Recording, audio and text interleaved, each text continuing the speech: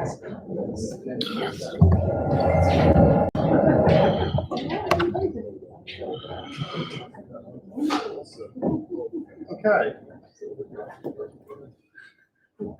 I think we're live.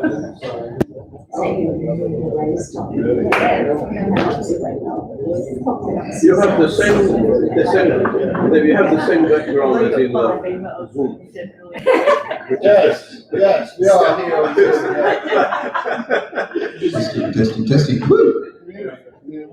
Right, let's get going. For those of you who are watching online, hello. We've managed to get it working now. Oh. Cool.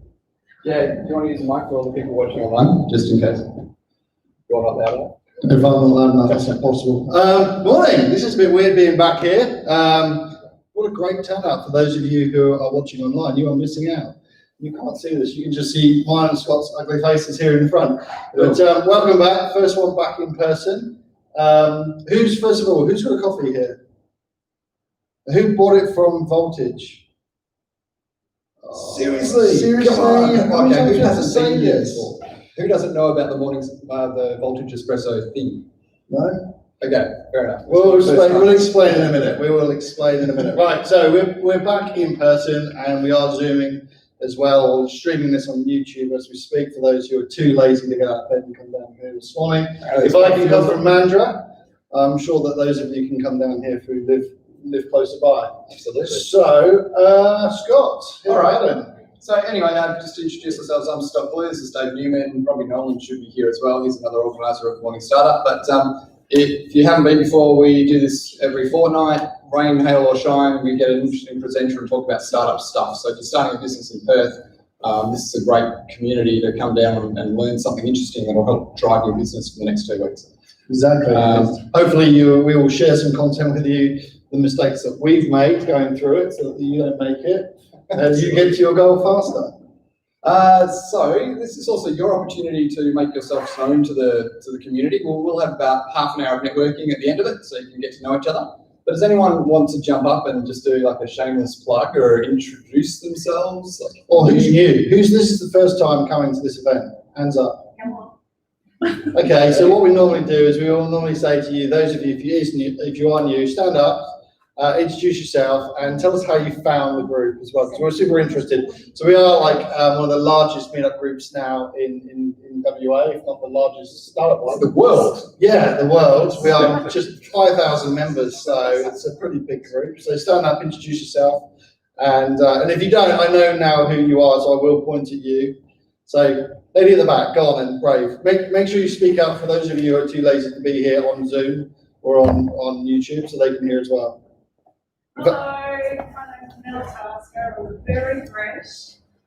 I'm very new. I'm pre-startup in the wedding industry and wanted to be a wedding planner. And I found you guys on the meetup for the beers after work.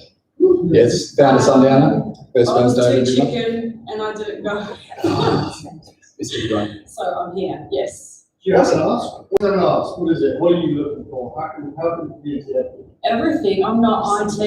I'm not IT connected. I wanted to start a website and an app, and that's what I'm here for. Great. Good first session. So by the way, we've got a good presenter today, Bruce, who's going to tell you how to avoid app development disasters. All right, my name is Sean. I co-founded a business called Possible Creative. We do graphic web and illustration design. The reason I sort of came here today is kind of wanting to start like getting back into the flow of like networking. This is one of the few events because you can see that was like still running now. So. Awesome. So what's the name of your business again? Possible Creative. +4 Creative. Yeah. Is that possiblecreative.com.au? Yes. On UB. Okay. Then go on. Hey, new to Morning Startup. I'm Steve. Got an e-commerce business called details.com.au. Trying to help solve the single-use plastic issue. Just here looking at going digital in the next 12 months. So yeah, just rub shoulders with small developers. Fantastic. You look new to me. Hi, I'm Faizan Rafatia, working on my second startup now, and I've got a new idea. Just trying to, like I said, rub shoulders with developers and yeah, get to meet a new network. Sure. Does it have a name yet? URL? Sorry? Does the app or the New idea. have a name? Well, Can you share it? I'm running with Escalate, but it's still in the early. The second one's still in the early days. The first one was Agero. So. What's the problem it's solving? So it's looking at decommissioning and installation of offshore wind turbines, and just trying to sort of find the best vessel in the best location, because they've all got different locations and around the world, and load and deload requirements as well as quarantine requirements. So yeah. Okay, very interesting. Been looking for a way to get rid of my room too. My name is Trish. I'm developing a luxury dating platform, which is set to launch in Perth to start with in October. I'm here because my lovely branding lady Jo from the High Mix made me come and get out of bed at 5 o'clock in the morning, which is rare. It's the worst. And I'm here to learn how to hopefully not completely fail at launching an app. Awesome. Brilliant. Did I miss anybody? Is there someone here that I've missed? Was there a hand? Sorry, what was the name of the luxury dating app? Oh, Slav VIP. Slav for the .vip. So a couple more. Here we go. Because we're Hi everybody, my name is Matt, this is Rodney. We started a not-for-profit company based around an app. So we're just here to observe and try and find out any pitfalls that we should be looking out for. Yeah, that's basically. So the app is basically giving exposure to the small and not-for-profits, and we're making it affordable and more of a community-connected sort of app. So if you can think of like a Facebook for Google sort of thing. Fantastic. Brilliant. anyone else for a shameless plug? John here. Okay. Okay, I'm Liam from Ammo Marketing. So we've been sponsoring this event for a while now, and I think Cam's has signed on for a few more months. If anyone wants to chat about anything to do with marketing, just come over and chat afterwards. So, free of charge. Yeah, first event here. I haven't actually got a current startup or plan. I just kind of want to be in the environment. My name is Jay. Welcome, Jay. Yeah, welcome. Welcome everyone else. Oh no, we know who you are. You're not a new one. You're not a new one. Sorry guys. There are rules. Right, hit the button, Scott. Right. Speaking of ammo, Speaking of ammo, who's seen YouTube recently? Yeah, hands up. Who's seen an ammo video on YouTube recently? Yeah, it's definitely working. So, if you are a small startup looking to do, just get out there and start your marketing journey as well, then hook up the guys at Ammo Marketing. I should have brought my cap, but I left my cap. I had to put on the school clothes today, and I wasn't sure it would look right. And you got a new cap, I see. Is that the new Metallica styled ammo? No, this is not. We shall let Karen know you weren't wearing organisational clothing. Yeah. Well, there is a new shirt you can get, right? Which is like the Death by Data, it's a skeleton coming out. It's very cool. So anyway, go to ammo.marketing, check out their marketing services. These guys really know their stuff when it comes to hitting the accelerator and getting your business out there. But they also run an awesome podcast called Weird Growth. So go and subscribe to that, and there's some good interviews with Perth-based founders. For those of you who are watching online, it's AMMO, it's AMMO, not OMA. Oh yeah, So it's playing it backwards. Sure, it will work out in the end. So do it. Get around Ammo. Thank you, Ammo, for helping us out through the pandemic and beyond now, which is great. Also, feature group. No, he's not here. He might be watching online. To Glenn and Co over at Beach and Group, if you are looking for that next role, or you are a startup or a company looking to employ someone, and hit up Glenn and the team there. Definitely great for understanding what the Perth market is doing. I don't know if you saw, did you watch the latest video from Glenn telling us how the market's going post the COVID shutdowns and everything? It was very interesting. So check out Glenn and the team at Beecham, and also hit them up for a free stubby as well. Absolutely, yeah. It might be a good segue too while talking about talent to talk about the next morning startup that we've got going on. Good segue. Yeah. So the 22nd, Yep, we 22nd are going to be back here. We are partnering up with Plus8. So those of you who know who Plus8 are, it's one of the accelerators, the best accelerator here in Perth. They've got the Plus8 Sprint and then the Plus8 Accelerator. But we're going to do a pitch for talent. Okay. So basically the thesis behind it is essentially we're going to have founders, and if you are a startup looking for that talent, you're looking for marketers, digital people, you're going to come up here and you're going to pitch to say who you want. Okay, and then after that we'll have a networking event, and you can then start to mingle and mix, and hopefully we can get the ecosystem going post-COVID. So it's a great idea by Isabel and the team, and yeah, they'll be here on the 22nd. So if you're looking for your tech co-founder, or the holes in your business that you just don't have the skills as a solo founder, it's a good one to hopefully find them. There's also another event called We'll Handle the Business Side or something like that, that's run out of IQX, which is a similar thing. It's like a reverse Shark Tank where startups or companies pitch to developers generally. So check that one out as well. perfect. Yeah. Perfect. All right. More logos. That's you, not me. I'm going. I don't use Blaze. Get out of there. Anyway, continue on, Dave. Okay, well, we've already done the coffee one. Those of you who did not buy a coffee from Voltage, shame on you. So if you want the best coffee in town, go 2 coffee shops across and go through the doors there into Voltage. And just basically, there used to be a deal where if you said you were from Morning Startup, they give you a discount. Because of COVID, we basically say, please pay for it full price. But it is generally the best coffee in town, and they're generally the nicest coffee makers in town as well. Absolutely. So go across to Voltage, across the road. After this, go and get a coffee there and support them. They've been supporting us since we've been here since 2011. That's how long Morning Startup's been going for. So coffee there.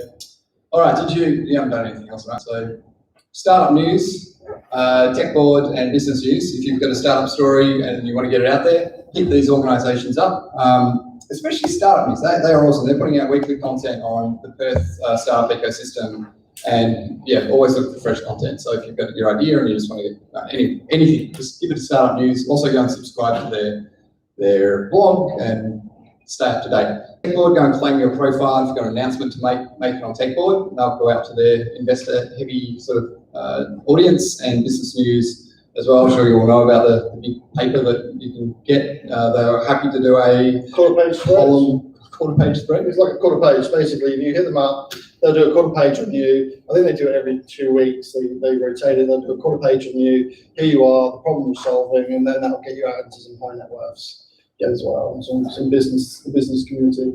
And niche interview, not to mention Jürgen. Basically, Jürgen and the team niche interview, they come in and record a lot of these events. If you go to nicheinterview.com, there is a lot of content on there, so that we've had, for example, founders like Michael Morrison from Rate It Up share his journey and what he's been on, and just different things that work and didn't work for his business. So we've had a few great sessions like that where we've recorded it and it's up on there for you to view. So nicheinterview.com, startup events. And last but not least, we couldn't do this without, we've been doing this now for what?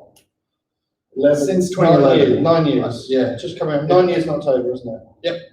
And we couldn't have done it without the help of Space Cubed and They usually started at the same time, Yeah. or 6 months into Morning Startup. So we moved it from a coffee shop into this place. It's been Startup Central ever since. So if you need a place to work, do it here. Yes, yes.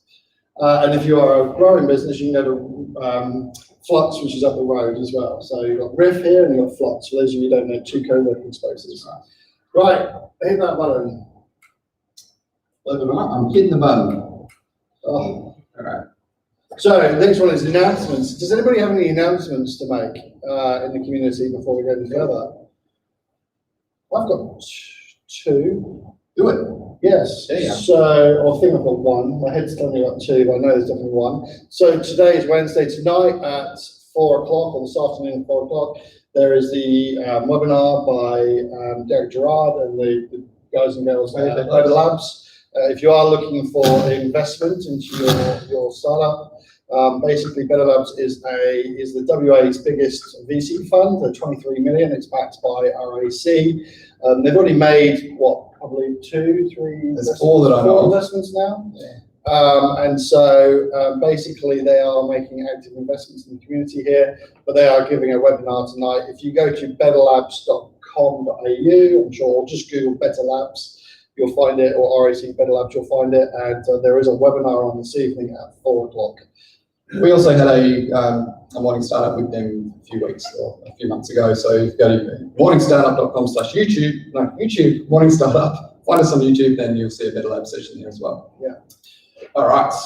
I don't think there's any other announcements other than the pitch for talent. Pitch for talent, yep. And I did get an email from Escalate Ventures in I did as Melbourne. well, yes. So I just put a word out. There's an accelerator based in Melbourne usually, but because of COVID and everything, they're extending their invitations to other founders interstate. So I think they invest, I think they said 250,000 or anyway, they give you money and it's like the Plus 8 program here. So Scalata, SKALATA. yeah, and I know there'll be something coming along in the future, not quite yet, but so especially I've been talking about a bit about in the wine tech industry. So I know there's like Cellar, do you know Cellar? Doing really well, hitting some games. They were part of the original cohort of Ferment in South Australia. That's gone so well now in the wine tech industry, they're looking to extend it. So maybe there's a new one coming up. And there was an info session last week or the week before. Okay. I know there's a few of you kind of dialed into that one. Cool. So, all right. So that's probably it for announcements. You can contact us on all the things. Like I said, we're also on YouTube. That's not there though. We need to update the slide. And also check out this Slack group, perthstartup.com.au. So Perth founders kind of hang out here. We'd love to see more people there. So it's not just like middle-aged white dudes talking about crap. Get on it and please get involved. yes, brilliant. Okay, I'll let you do your introduction, Scott. Okay, yeah. And I'll let Bruce do his technical swap over of tables. So Bruce is a guy that I've known now in the startup industry since, well, before Morning Startup.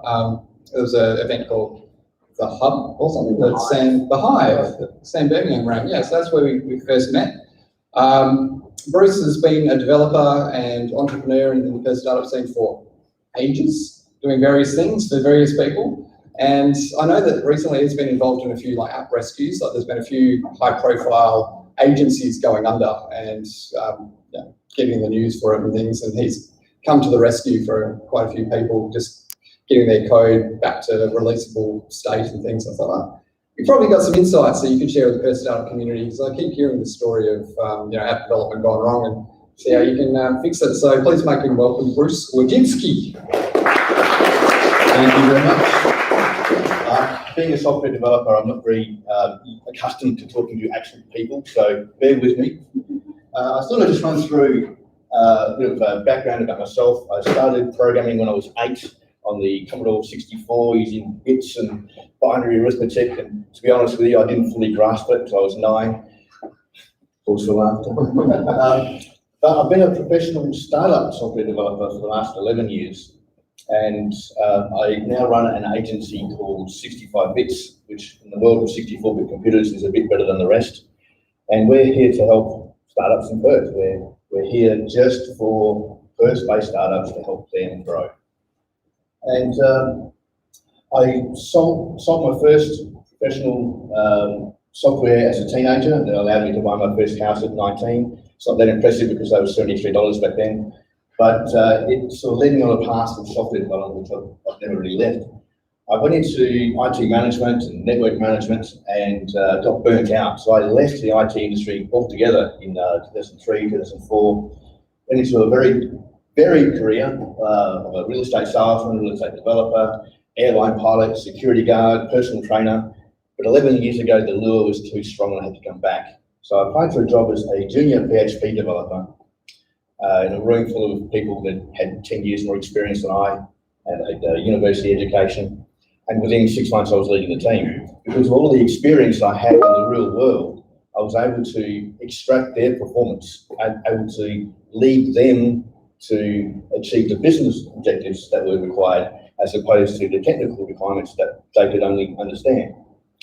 So I'm hoping to share some of those insights with you today to talk about how we can, or how you can get the best out of your development team. I also run the Ruby on Rails meetup group. The technology stack that I love is called Ruby on Rails, and I could spend hours talking all about how good it is, and will on another occasion. But I run the Ruby meetup in Perth. It's so rewarding to be able to mentor and help other developers lift their game and get the best out of themselves. So if you know any Ruby developers, send them our way. So the agenda for today is very hard to talk about all the nuances of software development and how you can extract the best out of your team succinctly and quickly. So I'm going to do a broad level overview of some of the things I've come across. It's hopefully going to be helpful for you. So I'll start with some war stories, some of the things I've seen in the past few years that have been sort of common, and I think things that you'd be worth knowing. Then I'll go through some common pitfalls that founders encounter when building their startups and working with developers. And then I'll just go through briefly what works well. There'll be no surprises. So the first horror story, or war story, is Present. It's a startup that I was the CTO of for 4 years, but it was originally built by another developer who used the wrong technology. And to cut a long story short, it's without naming names and without going into the technical details, it was the wrong choice for the business, but it was the right choice for the developer. Something I see a fair bit of. The developers would choose something that they want to use, something that would look good on their CV, something that is exciting and new and fresh, but it's not what's good for the business. Now, because it was built without technology stack to begin with, software development, especially startup software development, is all about rapid iteration and rapidly moving your software and your offering to something that meets the newly discovered needs of your startup. We had this anchor behind us. Every time we tried to change the offering, every time we tried to make a modification, it took a lot longer than it should have, which meant that it was harder for us to meet the needs of our customers. The other thing that we found at Present is, and this is more of a business model thing, but it's related to development quite intricately. Every time a customer would come to us and they'd say, "We love what you're offering, but it doesn't do X," we'd go, "Okay, well, let's build X." And then we'd go away and we'd spend weeks, months sometimes, building out a feature. Then we go back to the customer and they go, "Oh, we're actually not interested after all," because that X, whatever it wasn't the real customer objection. It wasn't the real reason they weren't investing in the product or purchasing the product. It was just the easiest thing that they could come up with to our sales team that would make us go away. And this is something I see quite a bit in startup land. When you're keen to build something, that's why we're here. We want to build our baby and show it to the world. It's so easy to get into that mentality of, well, let's just build something to overcome the objection, to meet the needs of what the customer is telling us. But it's not always the case. 2 examples from Present was we went to a large hospital and they said, "We want this software, but if you can map the CPD hours for all of our staff, that would be fantastic." So we went away, spent a month building this. We go back to a large hospital and they say, "No, we're not interested."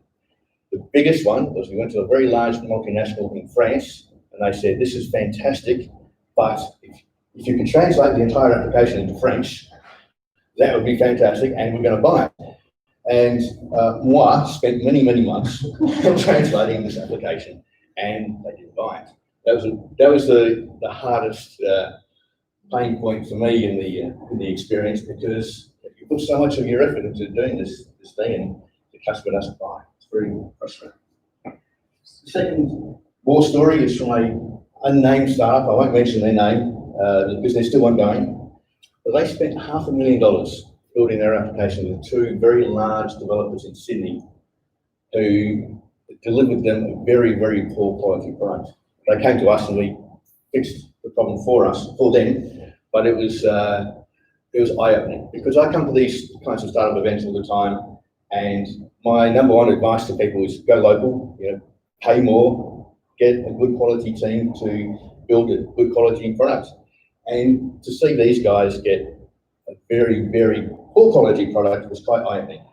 The other thing is I know the developers, I know the people that built this, and they are very, very arrogant people. Very, they charge a premium, and I was just so surprised to see the quality of the outcome. So a good example is when they would sign up. A new customer, you get their credit card details and they get put into Stripe to subscribe them to a service for $70 a month. And then the software takes the login details and puts them into the database so that they can use the product that they've just paid for. Now this $500,000 product, they would take their money, but it wouldn't put them into the database. So they couldn't log in. So they were charged and they had no way of cancelling it because they couldn't log in and cancel their account because they had no account. Now, I've seen people make that kind of mistake in their first week of software development. But for a $600,000 or $500,000 product is just unbelievable. So paying a premium is not always the best course of action. And I think the core reason this existed was the pure arrogance of the developers and how they were unable to listen to the customer demands. The next one is fiber. These guys are a startup based in Albany. They developed with a company called Apster, who you may have heard of. They went bankrupt, I think 2 years ago now, and they left a lot of very unhappy startups in their wake. One of the things that stood out for them was fiber paid premium Australian rates, and then Apster sent all their development expertise offshore, and again, these guys were paying premium rates and getting cheap labour in return. Quite shocking. And again, like Present, they used the wrong technology stack for the business needs. It was something that Apster were familiar with, and something that Apster were comfortable building with, but it was the wrong technology for fibre, wrong technology for the startup. So today, I'll run through a few of the reasons why these kinds of problems occurred and what you can do to try and mitigate them in your own startup. One of the secrets of software development is that it has nothing to do with software, technology, programming. It's all about people. It's all about communication. It's all about interacting with you as founders to ascertain what works for you, what you need, and then coming up with a solution. The rest is just pressing buttons. It's typing. The hard bit is the communication, and that's key for everything. So I talked a bit about technology stacks and how there have been some really poor decisions made when a developer is given a startup the product. They often choose something that they're most comfortable with, something they're familiar with, and it's not necessarily what's best for the business. So I think this is a key thing that your developers need to be able to explain to you why a certain technology is used and why it's better for you to use that product over the alternatives. And sometimes it's a bit harder. I'm a Ruby on Rails developer, so if someone comes to me, I'm going to go, Ruby on Rails is really good. But there are other times when it's not, and I'll tell those customers to go elsewhere, but I think I'm a bit rare in that regard. Some developers will just go, well, maybe you should use Ruby on Rails for everything. And that's not always the best course of action. So your developer needs to be able to explain to you why a certain technology or a certain language, a certain framework is suited for your business and your needs. If they can't do that, then you need to sort this one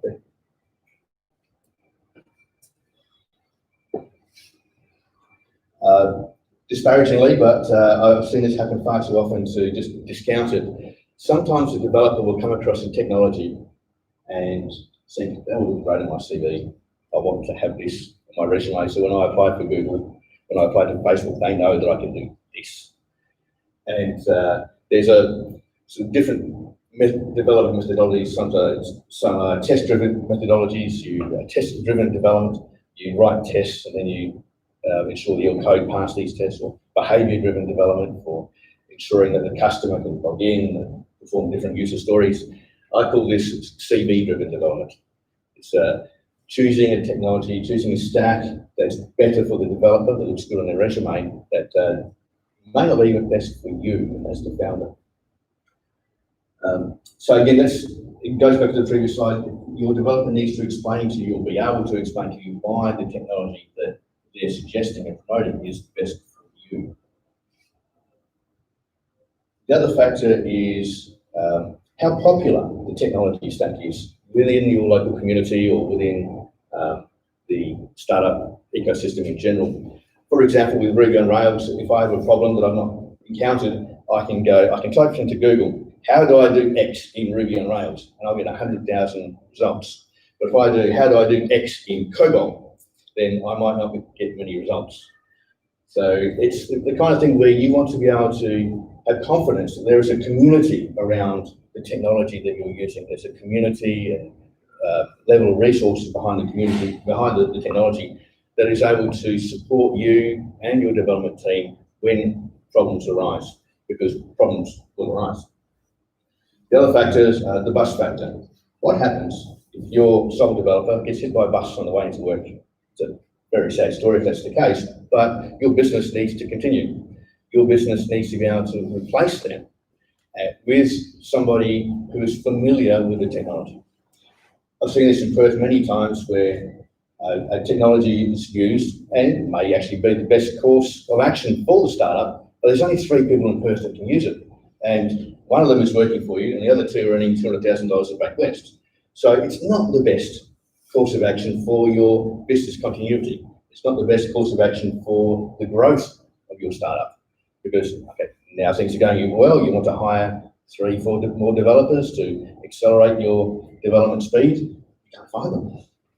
So the community in Perth and the resources around it is a very important factor in determining what technology stack that you choose.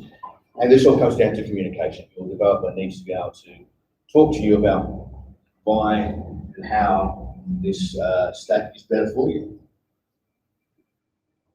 One of the other things that I find interesting is developers, when trying to solve a problem, when communicating a course of action to you, aren't very good at explaining trade-offs. I used to build a lot of houses, so I use a building analogy as my go-to for trade-offs. So let's say you walk into a display home and you find a marble cabinet on the kitchen. You think, well, this is fantastic. I want this throughout the entire house. And you go to the builder and say, this is great. I want this in the laundry. I want this in the bathroom. I want it in the linen cabinets. This is fantastic. Now, a good builder will say, well, we can do that for you, but maybe the linen cabinet is not the best place for marble benchtop. Maybe you can save your money and use something a little less expensive. Now, because software is not as tangible, you can't touch it, you can't see the expense and time into various other components. You are not always given the best advice. You don't know which questions to ask. And your developer needs to be able to explain to you why a certain course of action is cost effective or spending too much money or time in a certain area. And it's hard to define, because every decision that you make along the development process is like this. You need hard examples to come up with. But your developer needs to be able to explain why a course of action is more cost effective or more beneficial or a wrong decision as you go through this process. Also, the worst word that your developer, the most dangerous word that your developer can say to you is yes. Can I do this? Yes. Should I build this? How long is it going to take for this? Is this a good idea? Yes. Most developers want to solve problems. Most developers want to build things. They're creative people, and it's all about building beautiful software and solving problems. So they want to say yes to everything that you ask of them. But sometimes a good developer will say, yes, we can do that, but we shouldn't. Yes, we can put in marble benchtops in the cabinet, but we shouldn't. We should spend our money elsewhere. We should save the expense and put it into another area. This is sometimes a cultural thing. When working with many offshore developers, their culture is to say yes, which is admirable, but it's not always the best thing for your business. You need to be able to trust that your developer will be able to say, yes, we can, but no, you shouldn't. Or yes, we can do it that way, but here's another way. It's that communication, that to and fro, that you need to be able to to have with your team to determine the best course of action. And a lot of developers are uncomfortable saying no. So I guess that's one of the key takeaways, but being able to communicate and let your team know that it's okay to provide tough feedback. I think this is what happened with that big unnamed startup that spent $500,000 on bad software. I could see throughout the process that the result of the process really, that when the business owner said, I want to do X, the developer said, yes, we'll do that for you. They didn't say it's going to cost too much. They didn't say this is over-engineering your offering. They just said, yes, we'll take your money. And that was tough to see. The other factor, this is a cognitive bias called the law of the instrument. When you're a developer, you love solving problems. And we all know Abraham Maslow's pyramid of basic human needs as psychological and safety. He didn't stop at the pyramid. He also had a great saying about hammers. I suppose it is tempting, if the only tool you have is a hammer, to treat everything as if it were a nail. Software developers fit this to a T.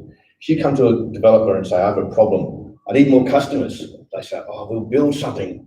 We'll solve this problem by building more software. This has happened to present with a translation to French. Maybe we should have just translated it to French. Maybe we should have asked the customer more questions.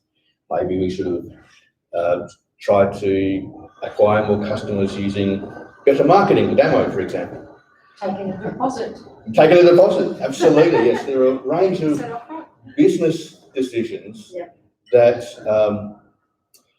that could have been done better. And because you've got a developer sitting around twiddling his thumbs, perhaps, you go, well, I want to use this resource. I want to use this developer to build something. And sometimes this goes two ways. It's not just a developer going, let's build something. It's often the startup, the founder going, let's build something. So sometimes you've got to just take a step back and look at the bigger picture. Is this problem that I have going to be solved by building something, or is there another way? And again, as a developer, I love building things. I want to create. So you ask me, should I build this? I go, yeah, let's go. Everyone has to rein themselves in and look at the business objectives, look at what the business needs, not just what the individuals within the business want to do. It happens so often, it's disparagingly called a feature factory. This startup will just build new things to solve problems without thinking about whether it's the best course of action for the business itself. So what works well? How am I going for time, by the way? Oh, much ahead of schedule. Sorry, I'm talking too quickly. Sorry? 5 minutes? Okay, let's take 2. So what works well?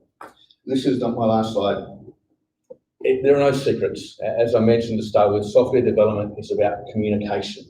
It's about talking to people, and the developer to the founder to the customers, determining business requirements, and being able to communicate that in a way that makes sense to all parties.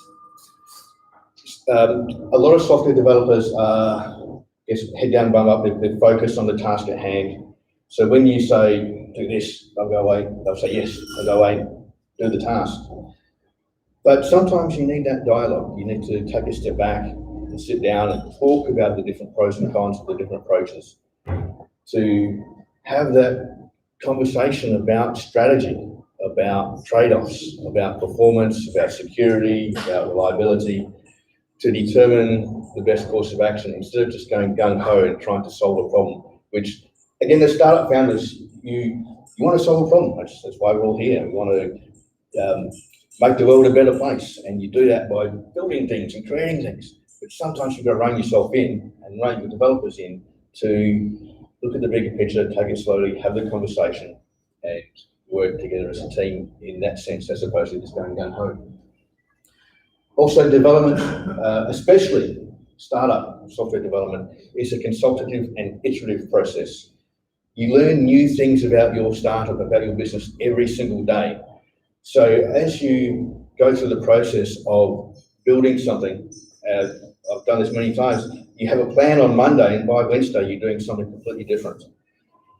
Unless you're talking to your development team all the time about these challenges and these new ideas and these approaches, you're going to be able to quickly go down. You're going to quickly run down the wrong path, and it's often hard to come back. So you need to be able to have an ongoing dialogue with your developers to ensure that everyone's on the same page at all parts of the process. I've seen it many times where people they'll do agile sprints. They'll go, okay, this is my plan for the week, and they'll go away and they'll execute a task. And by the time the task has been completed, the world has changed. The needs of the business, the needs of the startup have been altered due to customer feedback and customer validation. So it's an ongoing process. You never just say to a developer, solve this for me, and then just walk away, because they'll solve the wrong problems.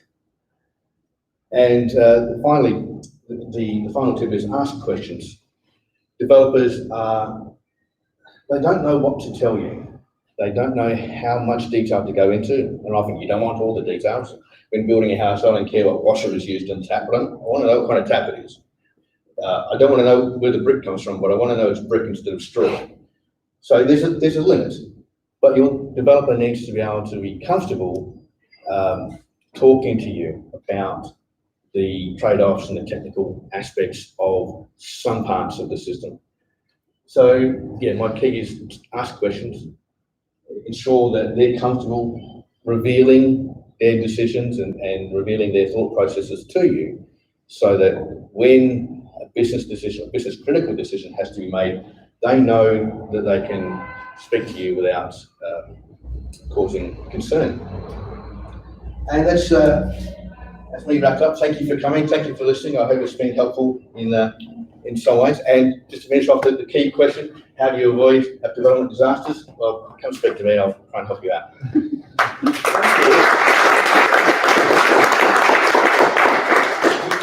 So, have we got any questions? I'll come around with the microphone. Yeah, I'd like to ask a question. Thank you. Great You're presentation. welcome. Cheers. I'm sure Trish got one over Oh, it. excellent. Just a quick question, and that has to do with what sort of confidence do you have in developers in terms of really reading customers, Yeah. nuances, sentiment, expectations of the customer, because often when people bring apps to us in the branding sphere, there's a big chasm there where they've developed this product that really hasn't been thought through, and then we have to reverse engineer back through, which then results in changing aspects of that app. Oh, absolutely. That's a big problem.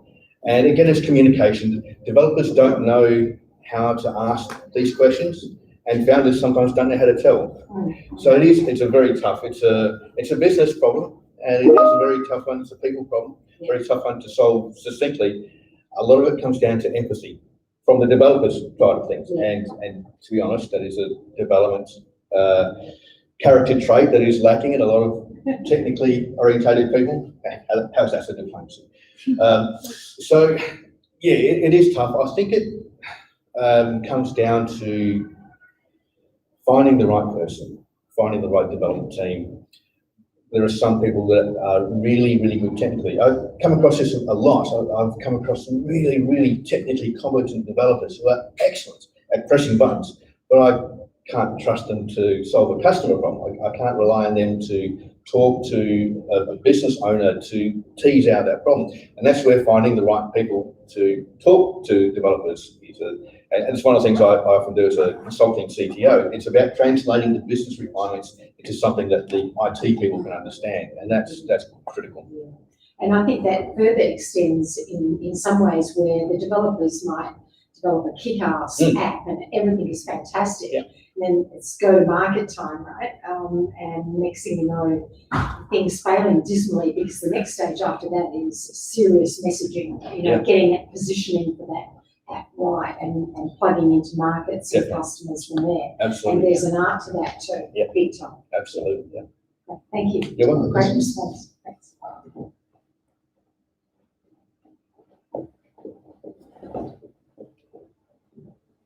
Hi Bruce, that was great. Thank you very much. I did learn quite a bit. Thank you.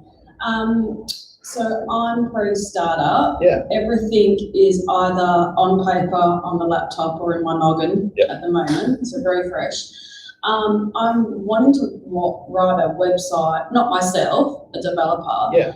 How do I start that? Do I start with a flow chart of what buttons I want and where do they go, or do I put it in a Word and a dot point? Or That's a very good question.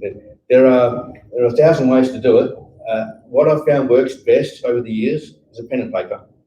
A lot of people will use mock-up software and InVision and the like, and sometimes it's better to just write things down on a piece of paper and say, this is the button that I want here, and this is what I want to happen when someone visits the contact page or different parts of the website. Just writing things down in really rough format is enough to get the message across to the people who are actually building. I think the developers are accustomed enough now to be able to tease out that information from looking at a piece of paper. Sometimes people spend a lot of time and effort writing down feature documents and PODs and wireframes to a great amount of detail, and it's quite helpful. But as I said, development is an iterative process. So just having a broad stroke of what you're trying to accomplish and how it's going to look is enough to get people going, so that as you flesh out the system, you'll fill in the blanks as you go. Other questions? Yeah. Okay, thanks. Now, on the development stack perspective, the things change over time. I mean, when you start the first app, there's a lot of ideas and then it grows. So I think the requirements for the technical specification, technical stack changes over time. Yep. So now it's quite common to use a low-code environment to develop the app, and then later on you go to a more robust like a .NET Core, and then at the end we go to run on Rails. So that's the idea. So what's your thoughts on this change of stacks and change of the developer skills and changing over time when the startup grows? Good question. It's a business decision. And sometimes the low-code approach is all about getting your offering in front of customers as quickly as possible and getting market validation and customer validation so that you can iterate and build, as you say, onto the bigger and better stacks as you go. Sometimes that approach works really well, and sometimes it's not as robust and detailed enough as you need to get the market validation that's required to determine whether the business model is a success or not. So it's a tough one to say definitively which approach is the best, because it matters what you're trying to accomplish. I do like, in principle, the no-code approach. As a software developer, it hurts to say that, but I do like the approach in general, because at the end of the day, it's all about solving a business problem and getting a solution in front of customers. And sometimes you just throw a simple WordPress site at people and see if it works, and from that you can then build bigger and better things. So yeah, it's about the process. Yeah, just the problem with that is that we have to change the developers because they change completely the skills. Exactly the JavaScript, the guy wouldn't write low code. Exactly right, yeah. By the way, if you're interested in no-code stuff, Jürgen did a presentation on that, so head to our YouTube channel, one star, and check it out.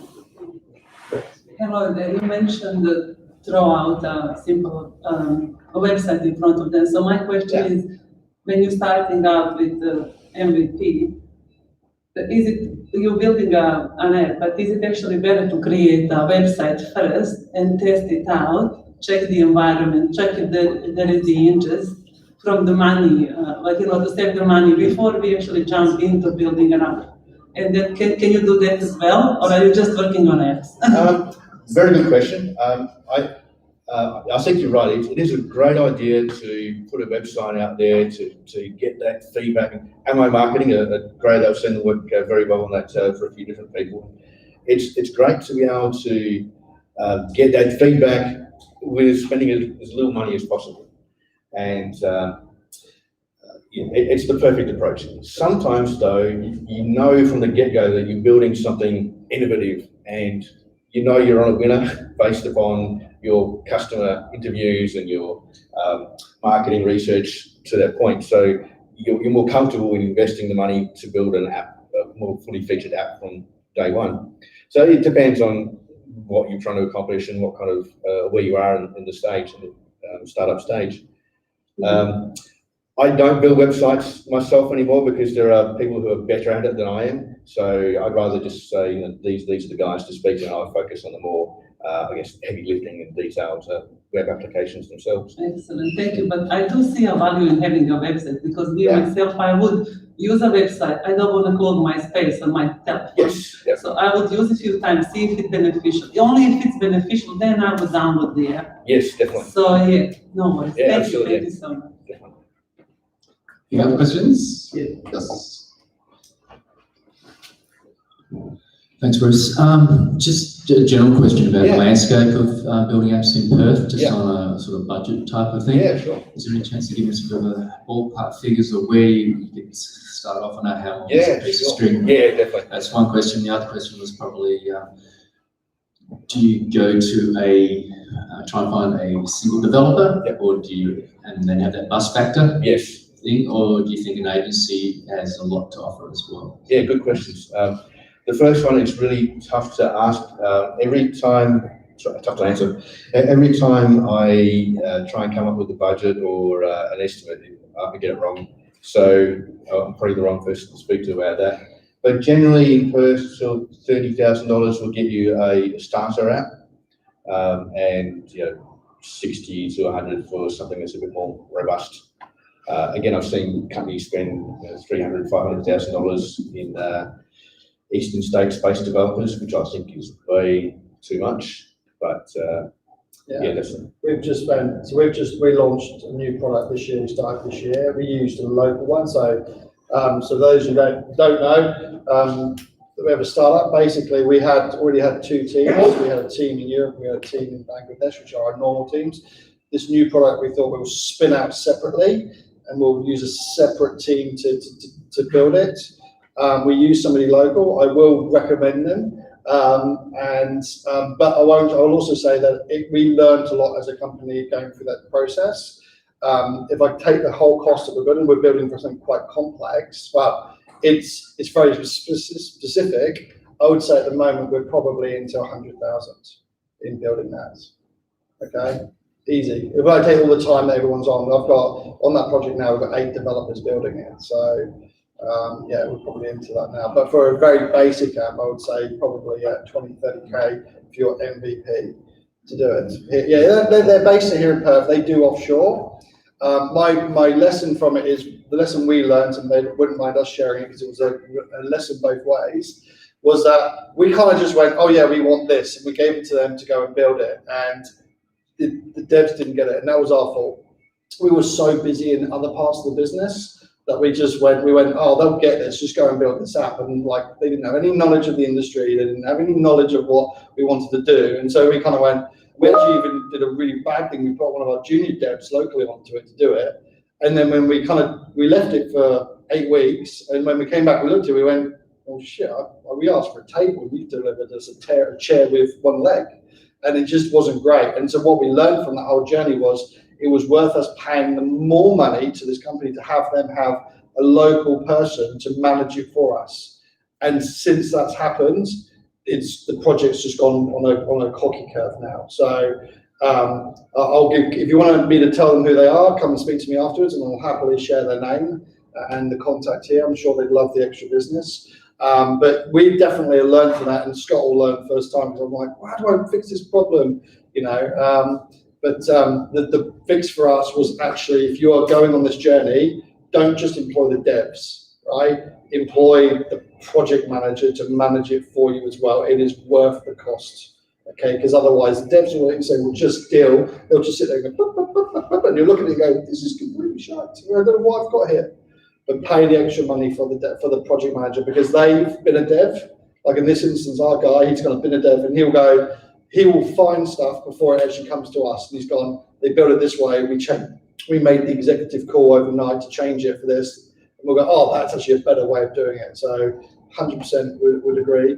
The other thing I would say as well is, in the journey now, having had 2 successful apps or solutions in the market, is expect when you build this plot solution to go back and completely rebuild it, right? A lot of people go, what? But in our roadmap, we've launched this product. It is dirty. It is out there. It's our MVP. We absolutely in our budget we've put aside another $20,000 to have our guy in Europe. We've got a guy in Europe we use who is a UI genius. Once we've created all those flows and how the customers like it to work, we're then going to take it back to him to have him completely redesign it, right? And we found that worked really well on the first app. The first app we put out, the customers going, well, this was shit, that was good, that was bad. And so what we did is we took all those lessons and then we packaged it up and we took it back to him and said, can you fix all these problems? And he came back with a new UI for us, a new way of doing things. And now that is now our mature app, as we call it. And it will take you a year. From my experience, from starting to kind of finish, you're on an 18-month journey to get to that point. Because it's only now that our products that we launched sort of two and a half years ago, they're now sort of like, they're used by thousands of people globally. And it's only now that they're kind of coming into what I class as a mature app. So expect on that journey. But the biggest thing I would say is, first of all, go and validate before you spend any cash. Go and validate that you're going to do it. We hear so often here, you'd hear it saying, people come and go, oh, I've got this great app and it's this and it's another social network. And it's like, oh, great. How many customers have you shown it to? Oh, no, I haven't launched it yet. How many customers have you spoken to? Oh, none. So well, how do you know you want it? How much have you spent? Oh, 60 grand. Oh, yeah, remortgage the property. Okay. So you've risked the family, the house, on something you don't know someone's going to buy. And I hear it so often in the audience. Do you guys hear it? There's going to be some of you doing that now. So go and speak to the customers and make sure that someone's going to pay for it.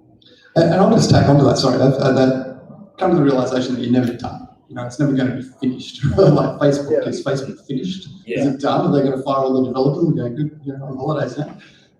You're always going to be iterating. So find a developer that you've got a good relationship with, and if you can test the developer just as well as you're testing your market.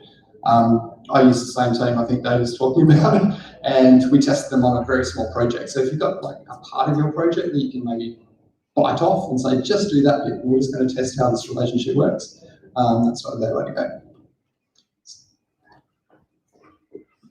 Hey Bruce, just speaking of validation, and maybe this is a question of ethics, do you ever, discourage probably isn't the right word, but tell people to actually go back and do that proper market validation before you charge them 150 grand? Because my designer and I, we're often talking about how do we intercept people before they spend that shitload of money. Oh, definitely. And continuing with what Dave was saying, the reason I started an agency in Perth instead of going to Silicon Valley and it cost so much money is these stories, hearing about people spending their life savings on an app that they shouldn't have, or getting a bad experience, spending twice as much money, 10 times as much money sometimes as they should have.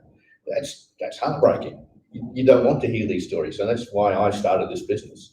And again, that's why customers have come to me with an idea and I say, okay, that's a good idea, but I'm not going to take your money yet because you're not ready.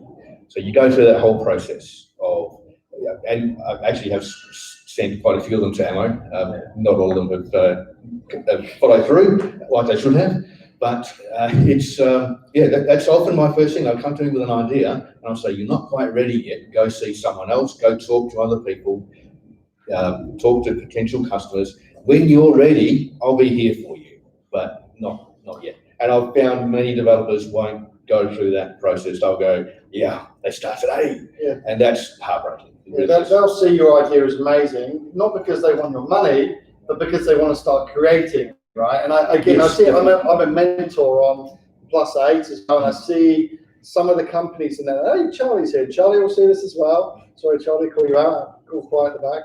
But there are two things to a business, right? Two very successful, two things that you need, right?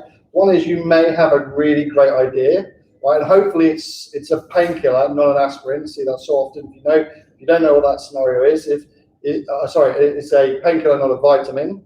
I would always say produce a business as a painkiller, not a vitamin. It's a must-have, not a nice to have. I see it. It's a kind of okay idea, but they've not worked out the business model, right? If you haven't got those two pieces together, you have no business. You might have the best idea in the world, but if you can't make money from it, and you've not worked out what your business model and what the economics are, how your business will work, there's no point in doing it. Like, we didn't start this problem with building this app that we're now building for the Australian care market until we validated we can actually, the money that we're about to invest in it, we can make money from it. And what it took us on this journey was, well, actually, we're not going to make money in the traditional manner. It took us on this journey. We're like, oh, we're going to make money this way, but our market is still here. And so it took us on this journey that we were like, oh, it's actually a bigger market than we originally thought it was. And so we went, oh, now we're definitely going to put the money behind it, and I would put the house on it. So unless you've got your good idea and you've got a business model that stacks, like e.g., I need to sell this many customers at this much recurring revenue every month, or whatever your model is, to be able to make money, and I can scale it, I would say, don't. And I've seen businesses quit as well, and I'll go, kudos to you, because you've not just risked everything for it. There's another question, Dan. It's going to be short. It's just based on what you guys saying. For me, as a service designer and a software engineer, my job is to educate people. When do you need website? When do you need app? As you know, app is a trend, and I was wondering what kind of advice you would give people when they come to you and they say, app, I want an app, and I explain to them, hey, no one going to search you on Apple Store. They will search you on Google. Do you have a website? So what kind of approach do you have in this? For me, no matter what I say, they really want an app, and I have to end up to give them a code, and they say it's expensive, and they walk away. But the idea is great, and I'm like, I'm not doing my job right here. So any advice on that would be great. It's a good question. I know exactly what you mean. Apps are websites of 10 years ago. Everyone used to need a website, and now people are going, well, I need an app. And sometimes you don't. And it's hard to explain to people why you don't necessarily need an application to get your business out there. And it's tough. I'm not sure I have any specific advice, but I certainly empathise with you and understand where you're coming from. I think it comes down to trying to explain that you've got the experience in that, not just development expertise and development nous, but also you've seen the business side of things before, and you've seen maybe telling horror stories where it's gone wrong, about how you've seen somebody spend X amount of dollars on an app and then they realise that they didn't need it. I think those kinds of stories are more powerful than just giving advice saying do this or don't do this. If you're able to explain in a way that makes sense to them, then that might be a more powerful way to get the message across. But yeah, I certainly understand where you're coming from. Look, guys, I think we might wrap it up there. It's 8:38, and we're going to have some networking. So you can please come up and ask Bruce whatever you want. Yeah. Well, let's take this opportunity. Thank you very much, Bruce. I also, just on the topic, there's a great resource from Basecamp, the guys that actually made Ruby on Rails, called Shape Up. So if you're wondering about how to communicate with developers and how to spec out your project to the right level of fidelity and all that stuff, they talk about how they ship their projects, and it's a really good read. It's a quick read, it's free, it's online. Shape Up, Basecamp. Basecamp. Yeah. The founders of Ruby on Rails. The stuff they put out is pretty prolific. Right, so those of you who are watching online, I'm going to say au revoir and thank you very much for tuning in, and I hope to see you in person. Yeah, and so don't forget 2 weeks time, we've got Pitch for Talent. So if you want to just go to the Meetup group, there's a link